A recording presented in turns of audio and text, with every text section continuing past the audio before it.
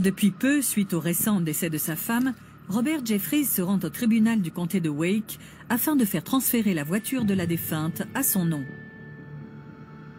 Il passe le portique de sécurité et met ses effets personnels de côté avant de les récupérer. Mais lorsqu'il range son portefeuille, il ne se rend pas compte que celui-ci loupe sa poche et tombe au sol. Robert Jeffries a 1 600 $ en liquide dans ce portefeuille.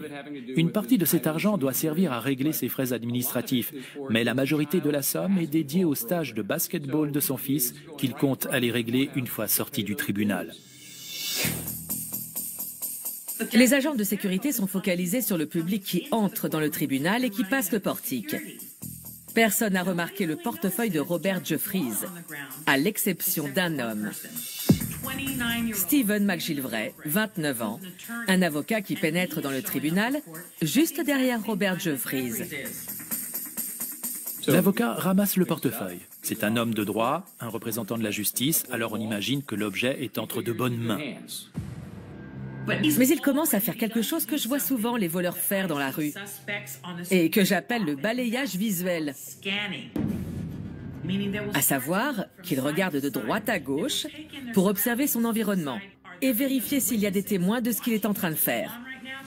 McGillivray garde le portefeuille et il s'éloigne lentement des agents de sécurité en vérifiant bien que personne ne l'a vu le ramasser. Il la joue très fine. Il attend d'être arrivé aux ascenseurs et de se retrouver seul avant de regarder ce que contient le portefeuille. Au lieu de prendre le risque de faire ça en public, il attend bien d'être seul pour évaluer le contenu de son butin.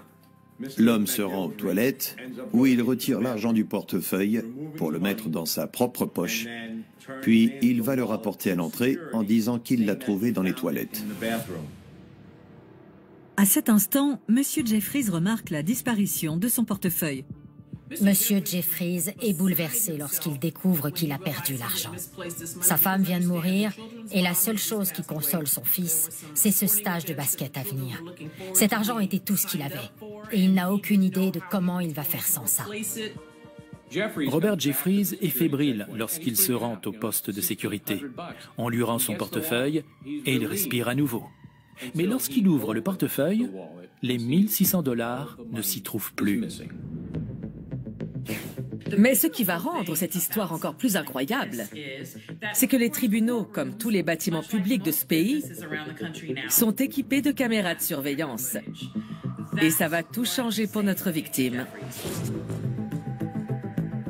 Non seulement on voit très nettement l'avocat se saisir du portefeuille sur les images, mais Robert Jeffries peut dire combien il y avait exactement dans le portefeuille lorsqu'il est tombé au sol, et le nombre de chaque type de billet. La grande question que je me pose, c'est comment quelqu'un, un avocat de surcroît, a pu penser une seule seconde qu'il pourrait voler 1 600 $ dans un tribunal et s'en tirer sans se faire prendre. À quoi est-ce qu'il pensait?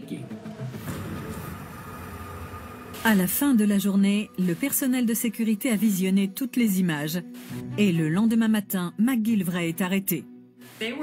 Ils sont allés le chercher sur son lieu de travail et il se trouve qu'il était en salle d'audience, en train de défendre un accusé. Imaginez la scène.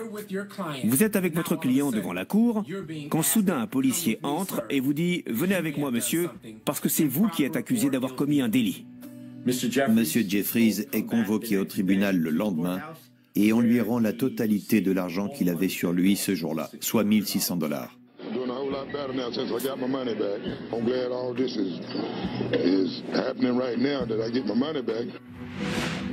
L'avocat est inculpé pour vol, qui est un délit majeur, mais il choisit de plaider coupable de délit mineur. Sa ligne de défense, c'est qu'il a paniqué. La blague. Il n'avait pas à paniquer.